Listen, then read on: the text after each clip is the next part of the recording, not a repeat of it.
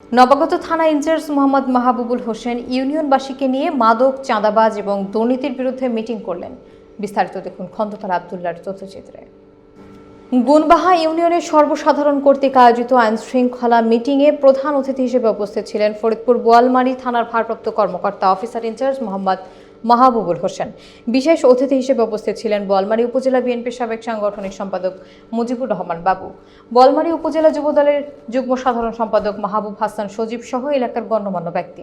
এ সময় থানার ভারপ্রাপ্ত কর্মকর্তা জনাব মোহাম্মদ মাহবুবুল হোসেন বলেন, আমি যতদিন এই থানায় দায়িত্বরত অবস্থায় থাকবো ততদিন কোনো মাদক, চাঁদাবাজ, দুর্নীতিবাজের জায়গা হবে না।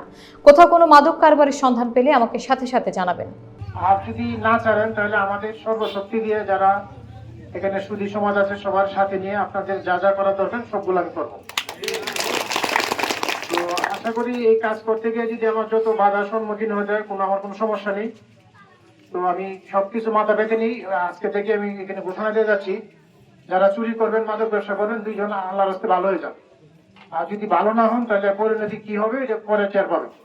আমাদের এলাকার আপনি অভিভাবক, শুধু বোয়ালমারী উপজেলার ওসি নয়, আপনি আমাদের এলাকার অভিভাবক, আমাদের এলাকার আপনি ভাই, আমাদের এলাকার আপনি চাচা, আমাদের এলাকার আপনি মামা।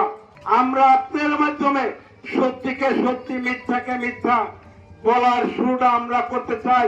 মাদকাসক্ত হয়ে বা মাদক বিক্রেতাকে আপনারা ধরে নিয়ে যাবেন, তাকে ছাড়ানোর জন্য যে মাতবর বা নেতা যাবে, মনে করতে হবে ওইখানে ইনকামের পাশে যে সে নেতা খায়, সেই মাদক খায়। যদি না খায় তাহলে বুঝতে হবে ওই দুষ্কৃতী লোক, ওই অন্যায়কারী লোক, তাকে কেন ছাড়ানোর জন্য ওই নেতা বা ওই মাদক যায়। নিশ্চয়ই এখানে লাভ আছে না।